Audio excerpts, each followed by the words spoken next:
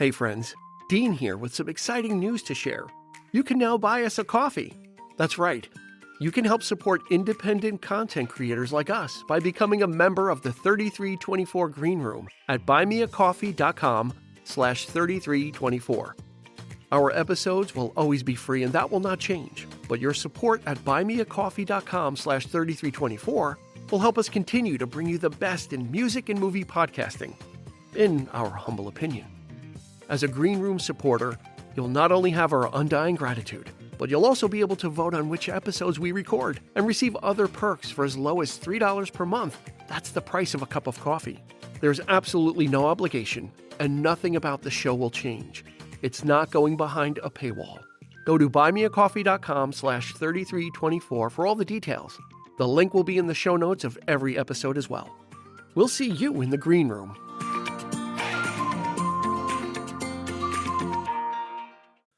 Join us for a very special conversation with John Irizarry and his new album, This Girl.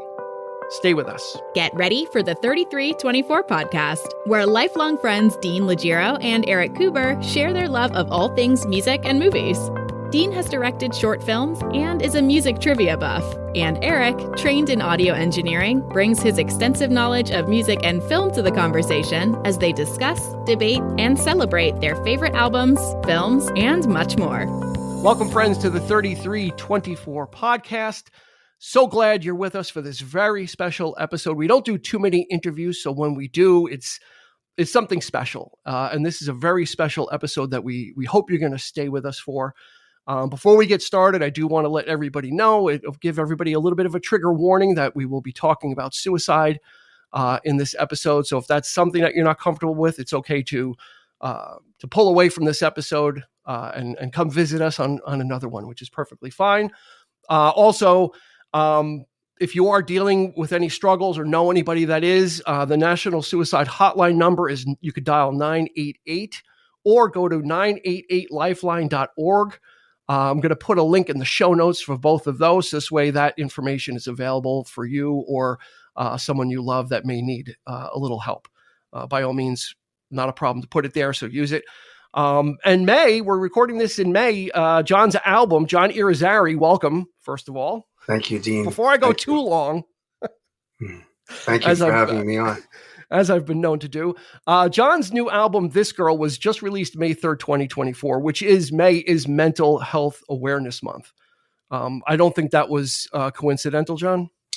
Well, I don't think it was on top of our list of things to do. It worked out this way. I'm glad it was. There's 2 months. There's this month that is mental health awareness, and then in the fall there's a suicide prevention month. So I wasn't aware that this was the month that was chosen for this, but I'm happy that this is the month it came out. It's perfect timing, really. Yeah, and we're going to spend some time talking about John, his album, but more importantly, the story and the events that led up to him creating this piece of music, which I've been listening to it almost nonstop since it came out, and I highly urge everybody. It is available on Spotify, and normally in all of our episodes, we point people to go check it out on Spotify, which is great. In this case, we want everybody, if you're interested in this album, I'm going to put a link in the show notes to John's Bandcamp site, where you can purchase, you can stream it, you can purchase a CD, you can purchase a vinyl, which I did. So I'm waiting for that vinyl. Yes. Because a portion of those proceeds are going to go towards suicide prevention and those types of causes. So really, if you want to help out, if anything in this episode is really resonating with you, sure, listen to it on Spotify. But if you really want to go that extra mile and help out, go visit John's Bandcamp site where you can purchase the single. Anything will help. Bumper stickers he's got there too. Any little bit, many hands makes light work. It's a corny saying, but it is true. And if we get as many people as possible involved, we can make a difference and start to move things. So first of all, John, congratulations on the release of the album. Thank you very much. It's It's It's really great. bittersweet, but From a listening standpoint, we're gonna get into it. But I really just I really it is it's an album and that makes you think about things. It kind of really draws you in, and this came out of an unfortunate tragedy with your daughter Lauren. So I'm gonna hand it over to you now to kind of to introduce our listeners to Lauren. well, in 2020, well, I'll start this. And when I was 12 years old, my 29-year-old brother, uh, Joey, took his life. And then in 2020, for a moment to skip ahead, 2020, my older daughter, uh, Lauren, took her life during the year of COVID, isolation, and too much quiet um, did that, I believe. Put her on a bad path, and in July of that year, she took her life. So for 6 months afterwards, after Lauren passed, I did a lot of smoking and drinking for 6 months after that. And I realized at 6 months post her passing that I wasn't processing the way I should. Um, so I stopped cold turkey. And the reason why I knew I wasn't processing anything was because I wasn't writing anything. And I write all the time. And within 2 weeks, I had most of the songs for the album came out within 2 weeks of stopping cold turkey. They were all there waiting. And there's a song on there, The Way You Feel About Her, that's on the album, that was originally on another album I did back in 2010 with the band Small Town Sheiks. And that song was about Lauren. So it was not lost on me that the feeling I had for the lyrics that I wrote then, and as songs will do as different experiences happen for you, change the meaning of songs for you. So the song fit for the album now, but the meaning has changed for me. So that was something that was different. But but the majority of the songs were written then in that 2 week period. And thankfully, I was trying to work it out in my little studio in my home, and it was very hard. It was very hard, obviously, very heavy, and I felt like cinder blocks walking to my studio to do that. And Joe Leone, who's the son of beautiful people that I grew up with, uh, Donna and Dan Leone. Joe Leone grew up a music head and he's now has his own studio, Perisphere Studio, and he is a producer. And I was talking to him because we've been kindred spirits since he's a little kid, and because we're both music junkies, you know. And he said, Johnny, I got you. And he helped a friend, and I'm grateful for that, along with Randy Sutter, you know. You've got Randy Sutter on this album playing bass. Joe Leone is playing almost everything, almost everything else. He's one of Sandy those Bookie guys. on drums, Brianna Mastandrea on trumpet, and Lauren is actually on this album on 2 tracks. Why don't you tell me a little bit about how that came to be? Well, Lauren I had recorded a song. She did a couple of backup vocals for me on a couple of songs that I've recorded and have out. But she did one song with me that I wrote called "Who Decides," and she sang simple like "Oohs and Ahs" on one part. And I asked Joe, I said, well, "Can we use this? Because I have the isolated track. Can we use this somewhere on the album?" I think it would be wonderful if she was with us, you know, on here.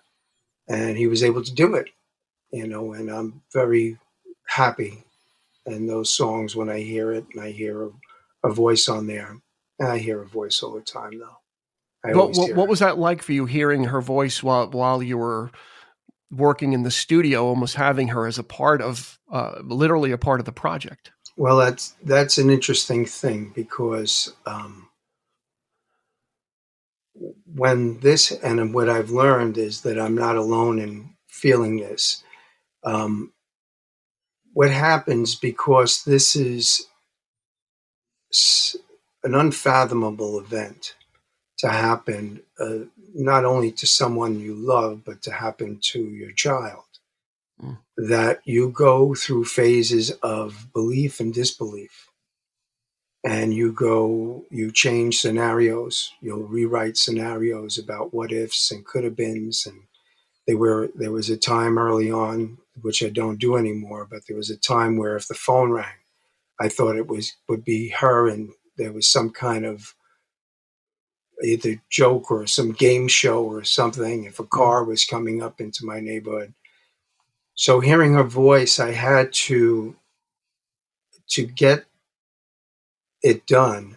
I had to get outside of the inside of this. So listening to her was beautiful for me, just as beautiful as when she first recorded it. Mm. And I could see her standing in my little studio singing her backup vocal for me, and being so happy that she was on this recording, that we did this thing that's out there in the universe together. Mm. Um, and, so it was more of I was fortunate that it was more of a happy memory when I was doing that than it was um, something that was breaking me. I'm Mhm. already broken. So it, Yeah. yeah. Yeah. Talk to me a little bit about, there's two murals of Lauren. Am I correct that there's two There's murals actually of her? three. Three. Okay. Yes. Yeah. Where are these murals? One is in New Orleans, I believe, right? Yes, well, Okay. there's one in New Orleans, and it's a real big one on the side of the New Orleans Health Center. Um, and that one is also in the same building, on the wall of Cafe Istanbul, which is the mural in Cafe Istanbul. The New Orleans Health Center is on Saint Roch and Saint Claude, and I would wish that anyone down there would stop and see it. It's a beautiful, beautiful mural. All the murals were done by the artist Nicole Salgar. She's a world famous muralist, and she was a childhood friend of Lauren's. So that one is really big. And it's beautiful. It's really beautiful. There's also a beautiful one in Bushwick, Brooklyn. Lauren was kind of an iconic figure Mm. on the Williamsburg, Bushwick, and Lower East Side scene. So there's a big warehouse on Shoals and Waterbury Street in Bushwick, that there is a mural there, a beautiful mural of her. That was the first mural that was done. And there's also a mural of Lauren at, at where she was managing a bar she was managing, which was Old Stanley's, which is in Ridgewood. Hmm. And that bar is like a shrine to her. They have her bicycle hanging from the ceiling, a picture. There's lights around it, and there's a mural on the outside wall in the courtyard of the place. And her friends go there, and they gather there, especially on her birthday, to meet there. And her friends are always going to the murals in Bushwick, because when I'll go to visit, I'll see that there's candles or Hmm. bottles of liquor, or so they go and spend time there. I will say also that I gave Nicole some of Lauren's ashes. So in each one of the murals, Lauren's ashes are in each one of the murals. So her friends going to visit, whether in New York or down in New Orleans, they're visiting they can spend a little time with her Yeah. there, and I wanted that. What's the New Orleans connection? Because you also there's a song on the album, "My Head's in New Orleans." That song. Well, I'll say this first: that the song was written about my time down there when Mm-hmm. I was in New Orleans, November of 2020, for the dedication of the mural. Mm-hmm. So that is the story of me being down there. Okay. Um, Her connection was more spiritual. If you've ever been to New Orleans, it's an enchanted city. Mm-hmm. The music, the food, the whole place, the food, the whole place is an art piece. The people, and she loved it down there. I believe that at some point she probably would have moved there. Mm. She loved it, down there, and that was her connection to it. She had friends down there. She had friends everywhere. She Wherever you could point to, she had friends in that direction. Yeah. Wow. Just that just that song too was just the "My Head's in New Orleans" is just such a great piece of music too. It's just very it hits me in a certain way. I'm not sure how to describe it. It's kind of melancholy, but not really. Um, and it's just what for me one of the highlights of this album. I mean, everything on here is just really fantastic. But what about the cover? The The cover of the cover, album is Lauren on a park bench, right? So but the this bench is is out on the this is the cover of this girl, yeah. and that is Lauren sitting on a bench after one of the big storms at Coney Island. She's sitting. Uh-huh. The sea was coming in, and the bench somehow got thrown out to pass the break, and she sat in there. And her boyfriend Arthur took the photo of that. Wow. So it's a Yeah, really nice photo. yeah, it's a great cover. It's just Thank you. it's a great cover. And it spoke to me. We picked this one for the cover because it spoke to me about there's calm, there's something else there too. There's not just one story, just Mm-hmm. even in the cover.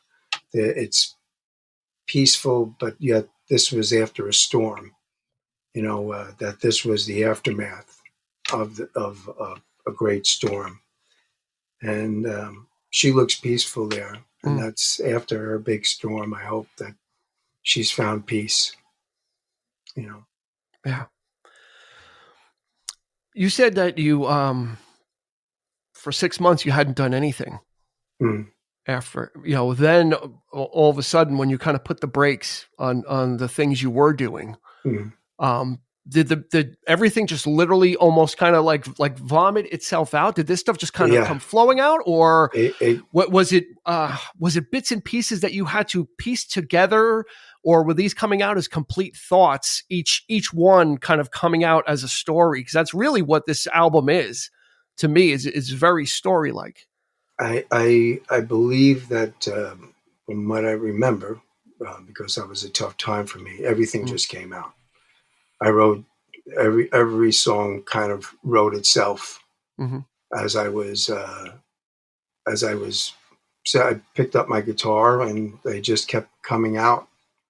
And I will tell you that I don't have the book here, but something that helped me to push me to do this was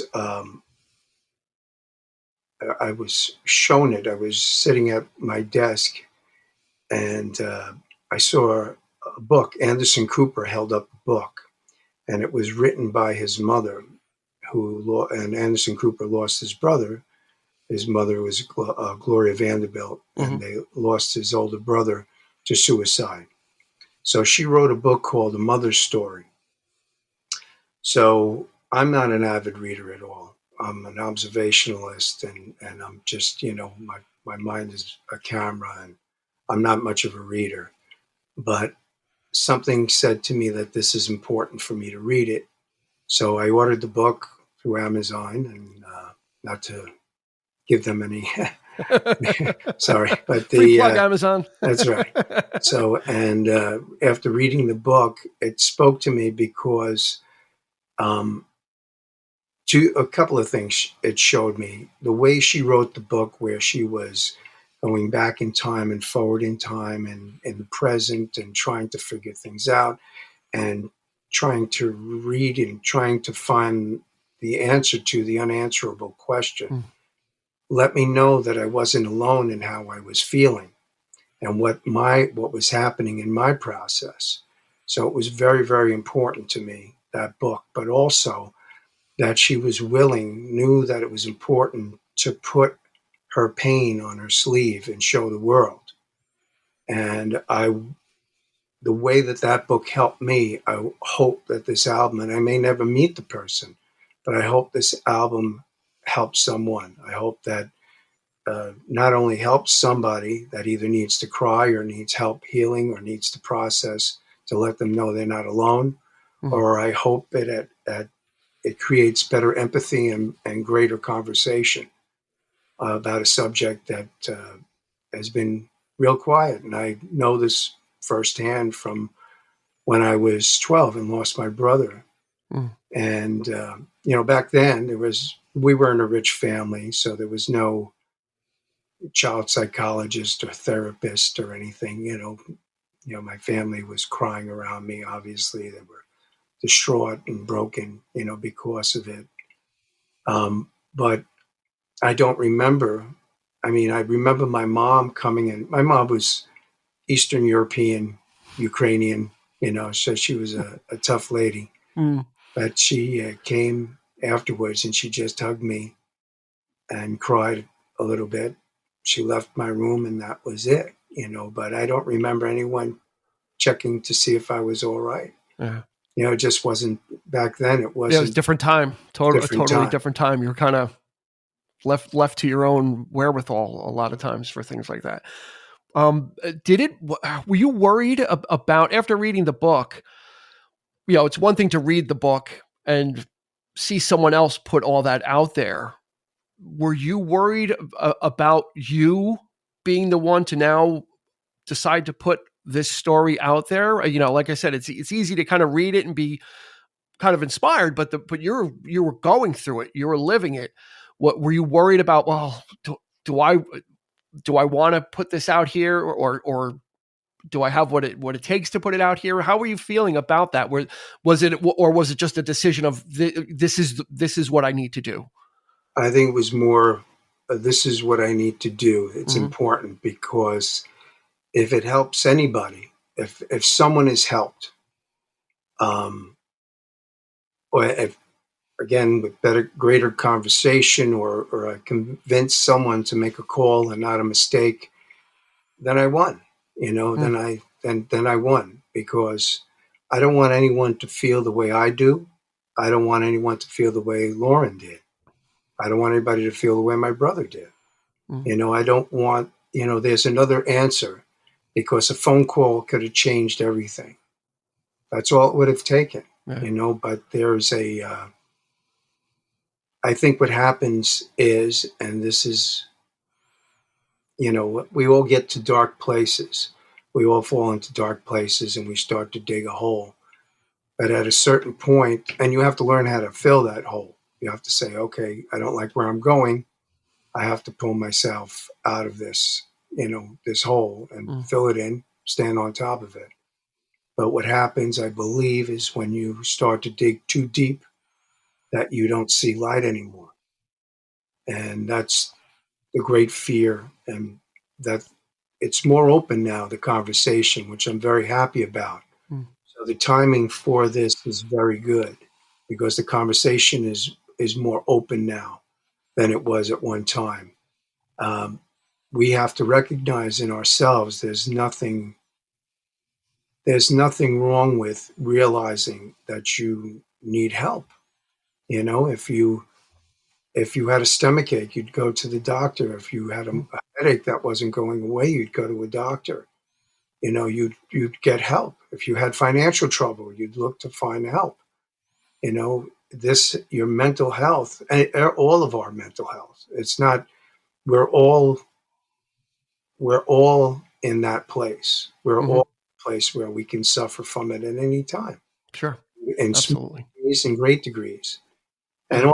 also there's, I think there's some similarities that happen with my brother and with Lauren.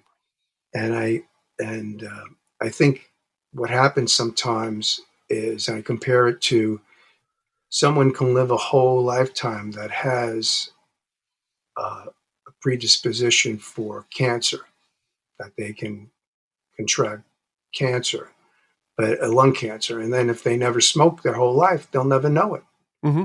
and it could be anything like that. Yeah. You don't, if you never touch a drink, you may never find out you're an alcoholic, with some people, Mm. we're all just machines, and our, we're wired differently. Each one of us is wired differently. So I think that sometimes when you're in a dark place and then all of a sudden a perfect storm comes in, that's what can take you down. Had it been another day, it wouldn't have happened. Mm. Yeah. And you were able to realize that within yourself as well, going through that 6 month period of that things were not getting better for you, right? And No. that you needed to make a change as well. Um, so when you started writing these songs, or when all these songs came out, was it did you just kind of leave them there for a while? Did it and like what did you do with them once they came out? Did it feel like, okay, I've kind of released some of what I was feeling, or kind of walk me through that process of how it went from the page to then deciding to record this stuff and create a full album. Well, I spoke with Randy Sutter, who is the bass player on the album, and he's my great friend, and Also known as the Professor. he is the professor. He professes the bass, and he, thankfully, he is a great friend, and the universe puts people with you that you need. And he was someone that I needed. He's been a great, great friend to me. He if it wasn't for him, I probably would have slipped. But anyway, so I spoke to him after I wrote some of the songs, and I said, I wrote these songs I have to do with Lauren, and I want to record them. So at first we found a drummer. Uh, this great guy Brian helped us with our demos, and I created demos in my basement for the songs. And it was very hard. And when I listen to the demos now, I can hear the heaviness in my voice and in my spirit, but I worked because, as I said, I'm not an avid reader. Um, and the same way that after my brother had passed, I became very quiet for a couple of years. Part of me was very quiet. And music is the thing that took me out of that place and helped me to find a vehicle for my emotions and things I needed to say. Um, I needed music again to do that for me. And Randy, thankfully, was helpful, as well as our friend Brian, who who played drums on the demos. Um, I let Joe hear the demos, and we used those as a framework to work on the album. Mm-hmm. And but I knew that the songs, and I mean this in a confident way. I've been writing songs since I'm 14 years old, so I knew the songs I felt were good, and that they were important to create an album, not just to honor Lauren's life and her living spirit, but also for it to be out there in the universe Mm-hmm. for her friends, which I call the tribe, um, for them to have something, as well as anyone who needs it. Here's my pain, take it and do what you need to do to help you feel better. Yeah. How different was the sound of the demos from what ended up being on the album? Was there a certain musical inspiration that you were looking to? Because it has a very classic feel to it with the organs, the horns. I'm a sucker for arrangements. So, Mm-hmm. when something is well arranged and sounds great, like my ears are just, they're smiling. Mm-hmm. And they are smiling in this album. So was there something you were pointing towards or using as a guiding star to achieve the sound you were going for? Well, the cadence of the styles of the songs, and they're varied. There's not one particular style on the album, and I think that each song is a different story of my experience. Wherever my mind was at that moment, and this is how they came out. Mm.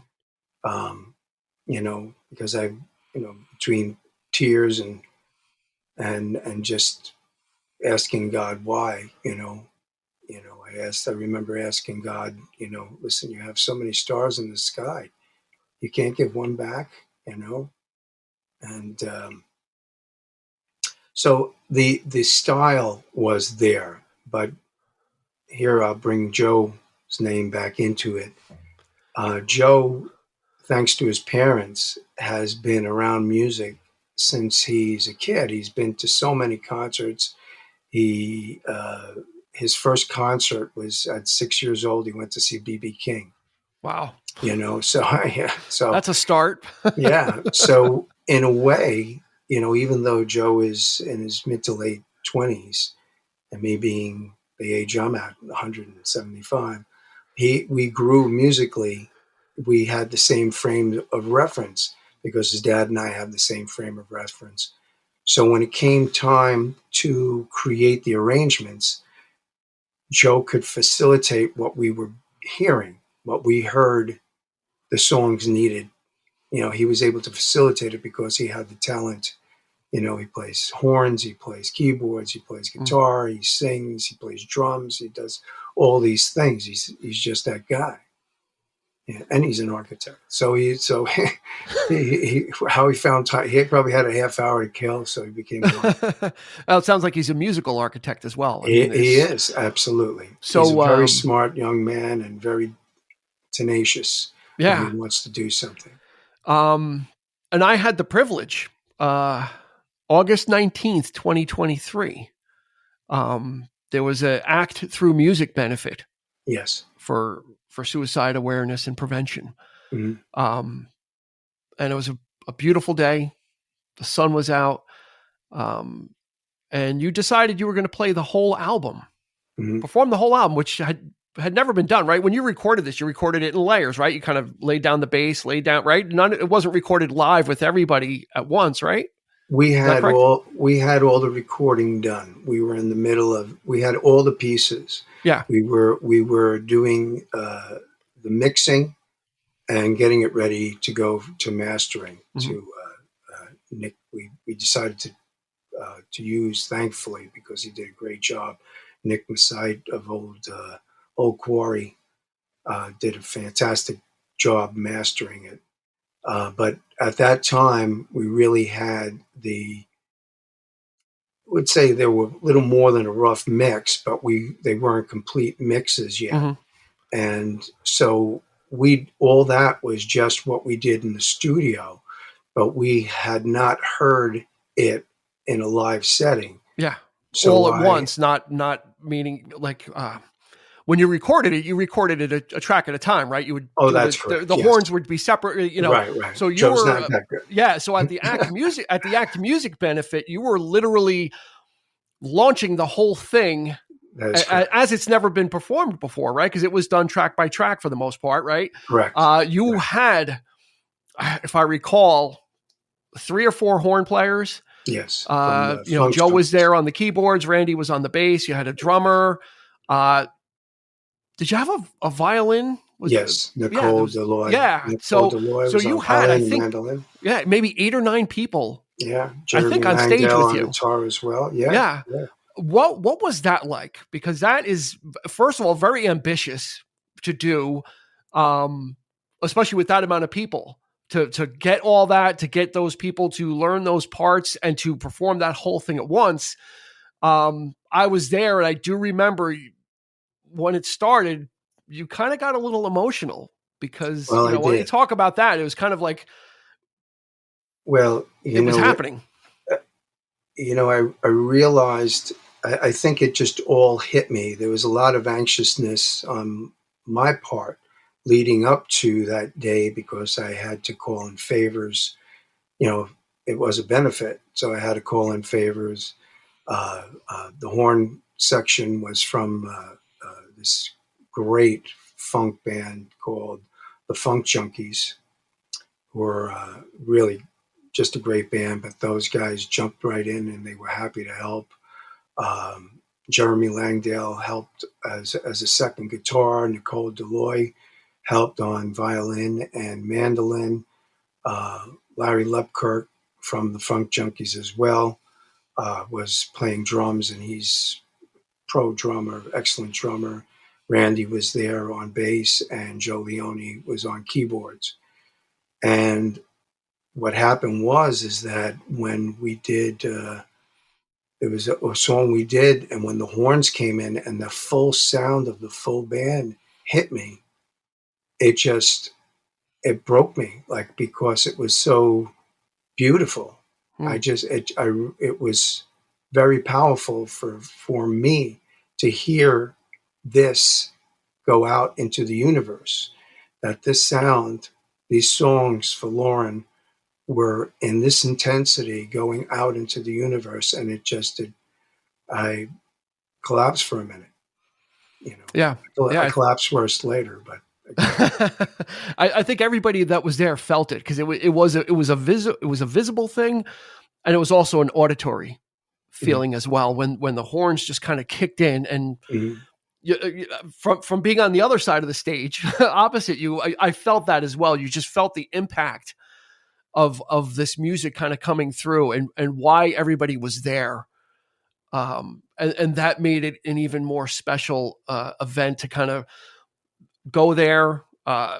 It's rare, even artists today that kind of don't do a full album in mhm. once. It's a massive undertaking, especially if you've got special guests that you're calling in favors for. You've got to get them, up ramped up and up and running on it. And And we never rehearsed. really, We so never, we didn't, wow, we were never in the same room. I had someone made up, someone from the Funk Junkies who couldn't be there, made up horn charts for me, which was wonderful of him. And I sent out horn charts, and Larry Lubkirk, the drummer, he learned his parts, from the rough recordings, and everybody did their homework, and we hmm, all showed up on that wow, day. So that's what made it more overwhelming, was that just everybody were there for this piece of music for my daughter, you yeah, know, and it was beautiful. It was just such a beautiful moment when that everything kicked in, and to hear this music. And I knew Joe and I had something, that we yeah, were on the right track, of what we were doing. absolutely, absolutely. And you had a guest vocalist on Greenleaf, I believe. Yes, that was Uh, Michael Guiley. Michael yeah, Guiley. Yes, he was. I love Michael. He's got more. He's the energy bunny, yeah. He jumped in energizer and tore it bunny. up. Yeah, yeah. He's great. Now, Randy, that song was when we were working on the demos. Randy is a published poet. He's really a proficient, talented poet, and he had sent me. And it's funny. This is the universe involvement again. Where he would send me often. He would send me poems. Hey, this was this morning's offering. This was this morning's offering. And he sent me while we were working on the demos. One morning I got up and he had sent me this song, this poem called Greenleaf. Yeah, I don't think he had a title for it. You know, I wound up titling it. He probably would have called it Greenleaf anyway. And just the imagery of of leaves being on the tree, having beauty after they've fallen, their beauty is there, remains, and is just as intense and beautiful. And recently, because I get to listen to my record as well, and I realize that the tree, in a way, is the father of these leaves. So they're they're talking. He's talking in the well, now it's a song, but in the poem about the tree and being able to see this going on with the leaves, being the witness to this, and the reverence is not lost on me that that is the father of these leaves. And it just is beautiful, and it was beautiful, and that came together. I asked Randy, I said, listen, I said, can I make this a song out of this? And we were working on other demos, and he said, oh, absolutely, do it. And I had it written, like within 10 minutes it was written. Wow. So what was your approach to songwriting for this? Was there anything different about it? Or was that a comfort zone for you to fall into the way you would write songs as a way to kind of maybe a little catharsis to be able to work through it? Or were you doing something totally different on this? I will tell you that I'm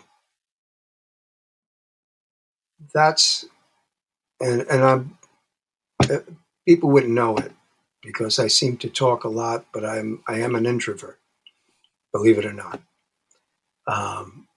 And when things are hurting me or things are bothering me, I get really quiet. And and that's usually, I know at some point I'm going to write a song about how I'm feeling right now. And that's how I express myself. It's been my whole life that way, and it's been great therapy. This album is not only for someone else, but it's also for me. These songs were therapy for me to create. But usually songs will happen if something is in my head that is going on. As I said, I'm not an avid reader, but I'm an observationalist. So if I'm seeing something either wrong with the world or just something wrong with someone who says they're a friend or someone, even family, it could be family,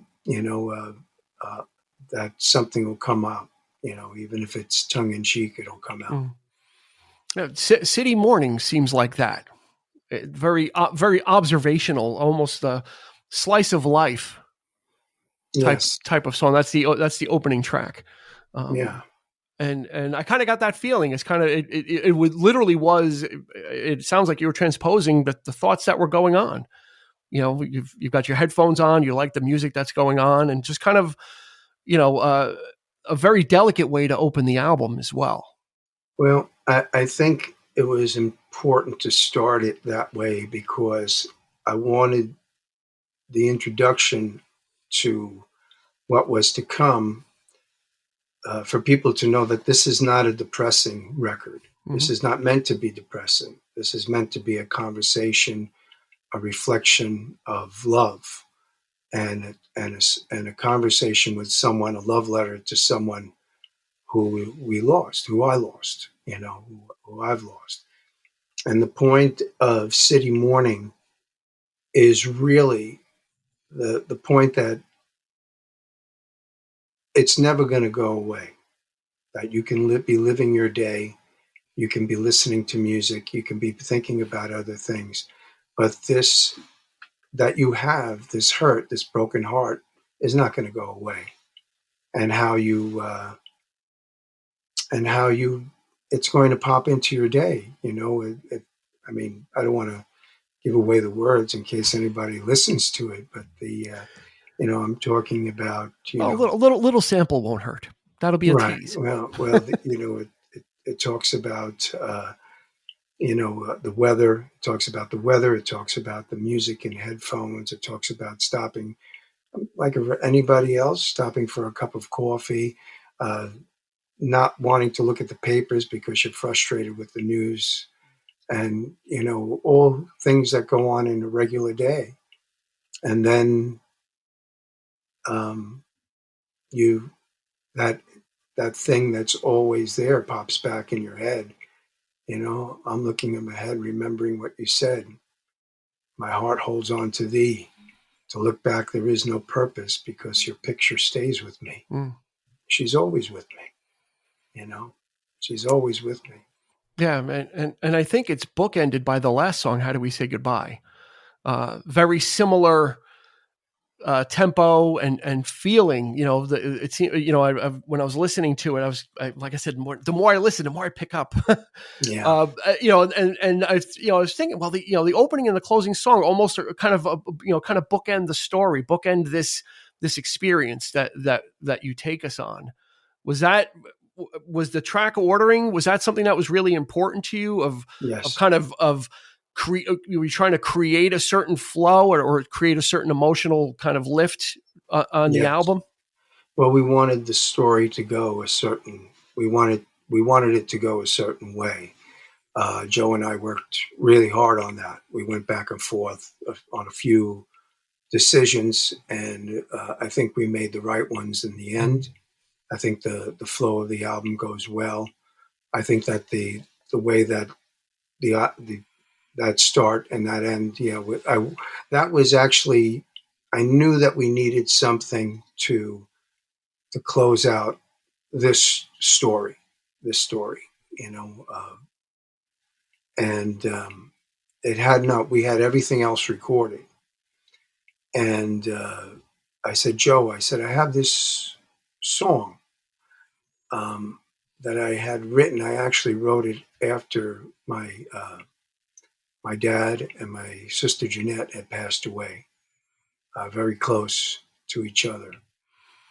And I wrote that after they passed away. So what I did was, there was one verse. I said, but I'm going to change something in it. I let him hear it. I said, but there's something I'm going to change. I'm going to change a verse because there's something I need to say, a question I need to ask.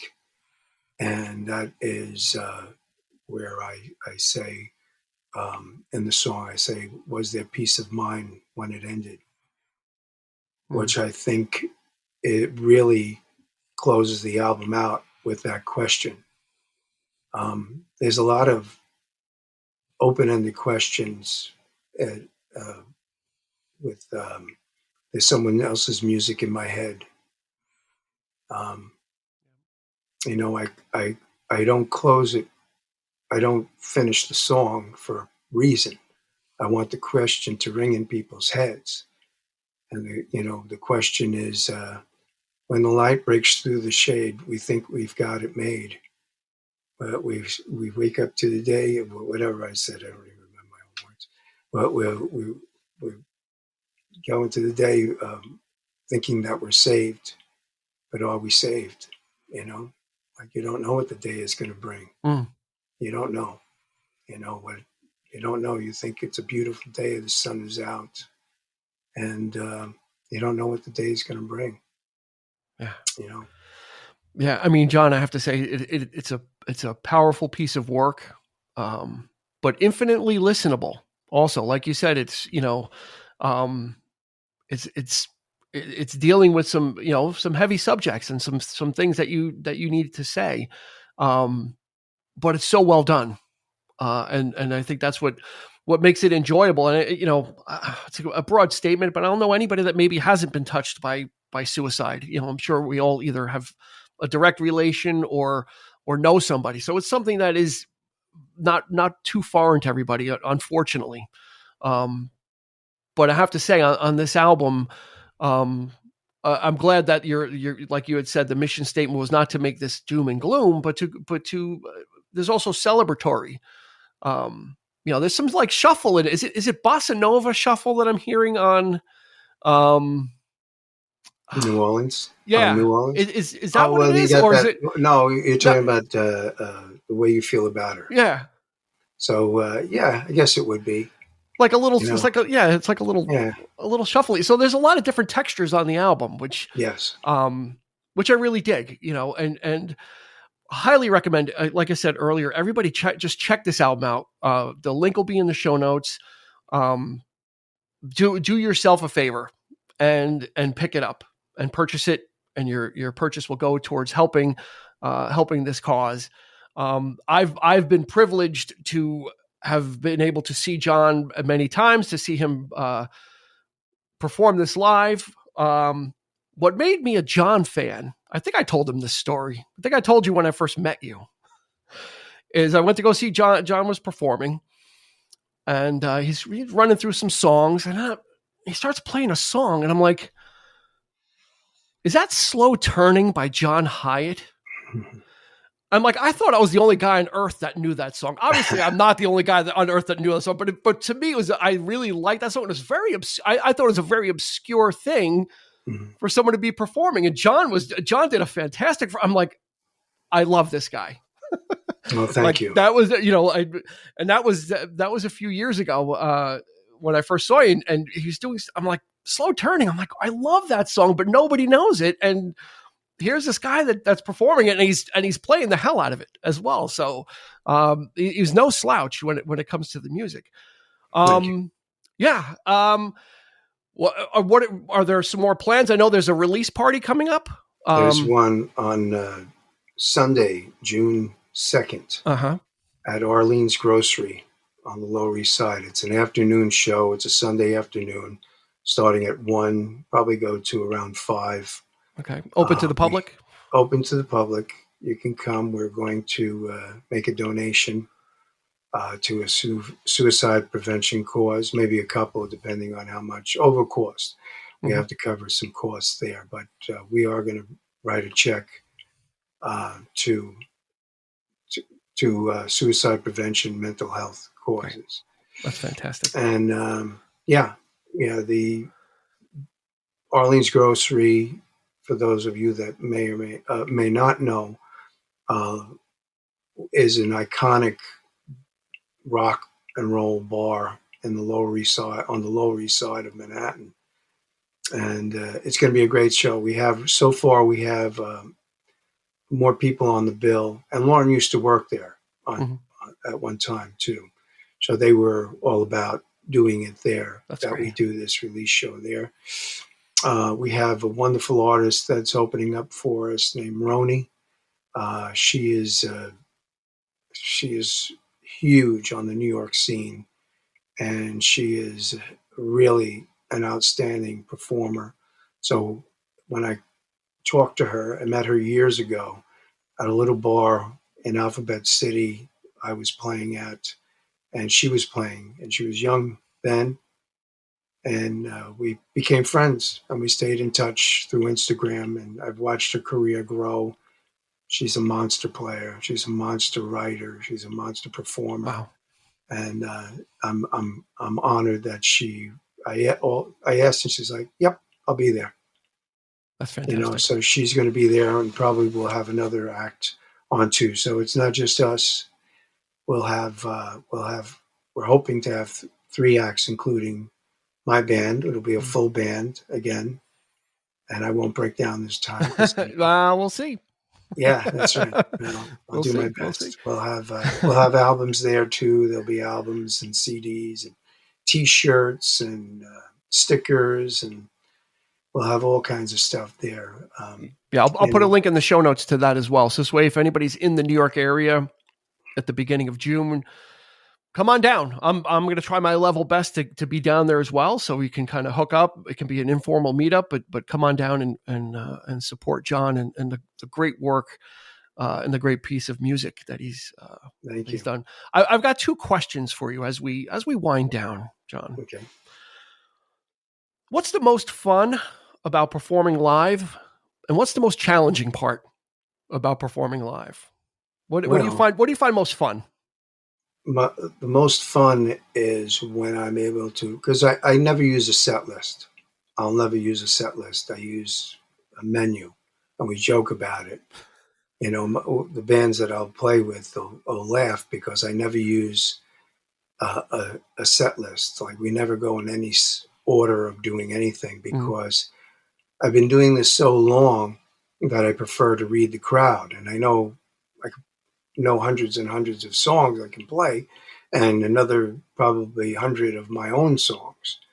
So I read the crowd, and see what they like. And that is a great joy when I hit on that. And then there's that reciprocal energy flow, where I'm making people happy and they're moved by what I'm doing and they're feeling something, and it returns to me and I play better. There's no doubt about it. I play better because the energy is coming back to me. The hardest thing is the same thing because sometimes I'm hard. I'm trying. Well, maybe we'll lean a little country. We'll lean a little Southern rock. We'll go a little this way, that way, more rock and roll, a little heavier, a little lighter. And sometimes it doesn't work. Sometimes it just doesn't happen. Thankfully, they are very few and far between. But when that happens, man, that's a long 3 hours. Yeah. So it sounds like you have almost a pretty good musical intuition then, right? Of let's do our first song and kind of get a feel, as opposed to trying to rigidly force, here's my set list, here's what you're getting, take it or leave it, and you seem to be a little bit more fluid with that and say, well, let's kind of go with the flow. And if they're rocking, let's not put a ballad in there. Let's keep it going then, just because we have a ballad next or a slow song next, let's kind of keep it going. Is that fair to kind of say how you kind of work it? Yes. And I'll do that. I'll pace the sets, if I've done a couple of quick songs, I'll put a slower ballady song afterwards to bring it back down again, and try and keep a mix. Try and not even chords. I'll try not to, like if we did the last song in G, I'll say, okay, let me find something in another chord. Throw a song that has a minor, is in a minor key, just to change it up because mentally people, whether they know it or not, their brain tells them, and they get bored if you're doing the same thing. So you have to mix it up so their brain goes, there's something new happening.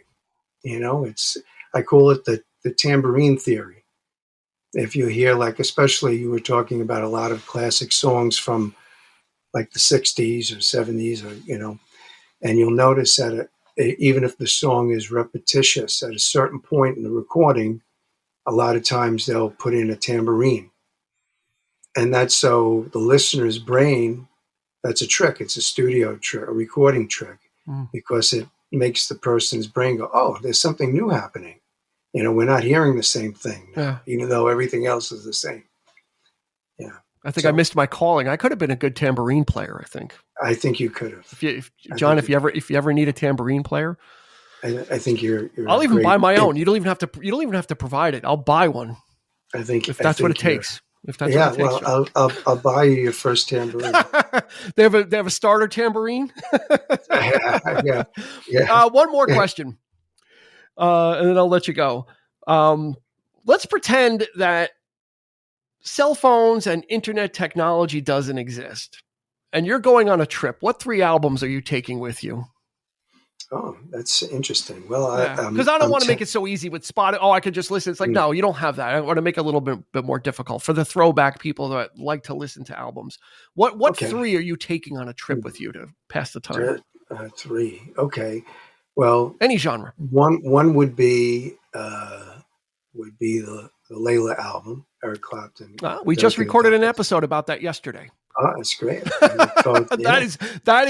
That's kismet. We just literally did it yesterday. I would take Jazz Samba by Stan Getz. I love that album. I think I would take Frank Sinatra Live at the Sands. Wow. And if I have room, take one more. Case, I would take the Graham Parker Heat Treatment album. Wow, that's an eclectic bunch. But you've got you got Sinatra, you got classics all around. Stan Getz, and then Graham Parker is kind of the indie. He kind of represents the indie of that group of records that you're taking with you. And if I couldn't find that, I'd take Garland Jeffries' Ghost Rider. Oh, I like Garland Jeffries. Oh, I love I saw him in 2015 at the they don't do it anymore, the Clearwater Festival. Mm-hmm. I went to, there's all these different stages, and it was like, person I was with is, Garland Jeffries. And I'd heard the name, but I didn't know the person. But I'd heard Garland. I knew of that name as an artist of somebody. So we go to see Garland Jeffries, and this was, he just retired recently, and he put on. He was supposed to play for an hour. And he did like 45 minutes. I think he thought he was only supposed to do 45 minutes because he kept on winding the set down. And I think the people on the side was like, no, you got to keep going. But the energy that he had made me a fan. I went out like the week later. I bought The King of In Between, Truth Serum, 12 Steps to Harlem, which is a lot of his later releases. I was like, where has this guy been all my life? I'm like, The King of In Between. Yeah. You have to see the movie. Yeah, the documentary is it's great. And I'll tell you this, here goes another thing. Joe Leone and his parents are great friends with Garland and his wife. Oh yeah. Very, very close. In fact, Joe did a performance where he played drums for Garland Jeffries, and they did Waiting for My Man by Lou Reed. Yeah, that's what reminded me. He opened with a song called Coney Island Winter. Yes. Which is, and that's what the vibe I got. I'm like, this guy kind of sounds like Lou Reed. And then I come to find out later, he was good friends with Lou Reed, and he was, really good friend. Yeah. And that song, he opened with, I'm like, wow, it kind of kind of perked my ears up. I'm like, this is something different. Mm-hmm. And he just gave it. The guy was jumping on the speaker. I'm like, what is going on here? This was like a guy, like I'd never seen it. And I walked away a fan. And that's some of the great things about music too, is, you get exposed to things. And even if, and I always say this, even if it's old music, it's new to you if you've never heard it before. That's right. So I don't think of old, like, oh, it's old. Well, if I've never heard it, it's new to me. That's right. So I'm always, on the lookout for things I haven't been exposed to, which is the beauty of it. And that's the beauty of this album, John, too, is, I think I want to get as many people exposed to this too, to really take the journey, listen to the story, honor Lauren's memory as well. And all pitch in to help do what we can, to help prevent any type of suicides going forward. It's a steep climb, but like I said, one step at a time, the journey begins with. I'm grateful for the platform, Dean. Yeah. And I'll tell you, someone sent me a private message regarding the album. I don't know the person. They sent me a message saying, I feel I know your daughter now. So my daughter is still affecting people. Yeah. She's still making friends, and people are thinking about her. How beautiful is that? It's beautiful. It's very beautiful. That's the power of music.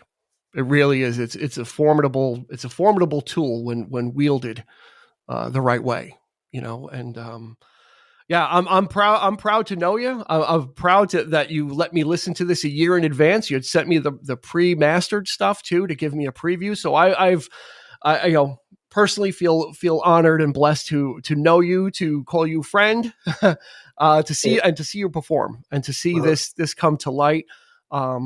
We've been talking about it for a while. I said, as soon as it's ready, let me know. Want to get you on the show and get it exposed. So John Irizarry, thank you so much. Thank you for everything you do, and thank you for the music. It's been my honor to be here. I thank you, Dean. I feel the same about you. When we were finished, when we had the rough mixes together, you popped into my head that I wanted you to hear it. Oh, It was thank you. important that you heard it because I know you know the difference. It means a lot. It really does. Yeah, we want everybody to check this out. So, like I said in the beginning, we're going to drop a whole bunch of links into the show notes. So go check it out. It's going to be a click away. If you're listening on your phone, just go to the notes. We'll have the link to John's Bandcamp site, and you can just go purchase hashtag Izzy Forever bumper stickers. You've got there as well, right, on the Bandcamp? Yeah, there's stickers. They're not, Yeah. I mean, Like, if you have like a small car, you can put it on. Okay. There, but, you know, or a big car, but you have to get really close to it. That's right. I get a bunch. If you could read this, you're too close. That's right. But yeah, absolutely go check it out. There's going to be a lot there. And like I said, June 2nd, he's got the release party as well. So there's an opportunity to go see John. I'll put a link to his Facebook too, because he plays a lot of shows. He's a very busy man. Him and Randy and his band Rev Dogs are always doing something. These guys are busier than I don't know what. So we'll drop a bunch of links in there, one way or the other. Go see John play. Thank you. Purchase the album. Do anything you can to be in the audience when John is there, because he's a great guy. He's a fantastic musician, and he puts on a great show. And this album complements all of that. It kind of encapsulates everything I think that John has to offer us. And like I said, I'm so proud of you and proud to just to know you, honestly. Thank you, Dean. So I feel the same about you. I have also a website, johnirizarrymusic.com. We'll put that in there too. This might be the fullest amount of show notes we've ever done, but it's worthwhile. Click on all of it, and all of it's going to be definitely worth your time. So that's going to do it for this episode of the 3324 podcast. Thank you, everybody, so much for joining us on this very special episode. Not always an easy thing to talk about, but like John said, that it hopefully gets easier and not so taboo when it is brought out, and it is painful. And John went through a lot, but to bring this to us. So I don't want that to be lost on everybody as well, that a lot of people go through this, and John is brave enough to literally wear his heart on his sleeve, and to give us this beautiful statement and this beautiful piece of music. So thanks again, John. Thank you to your audience for listening. Absolutely. And for John, this has been Dean, and we will absolutely catch you on the flip side. You've been listening to the 3324 podcast with Dean Legiro and Eric Kuber. You can find us on your favorite podcast provider, so please like, subscribe, and rate to become a part of the 3324 family. Your feedback is important, so make sure to follow us on Instagram and Facebook at 3324 podcast and on Twitter at 3324p to join the conversation.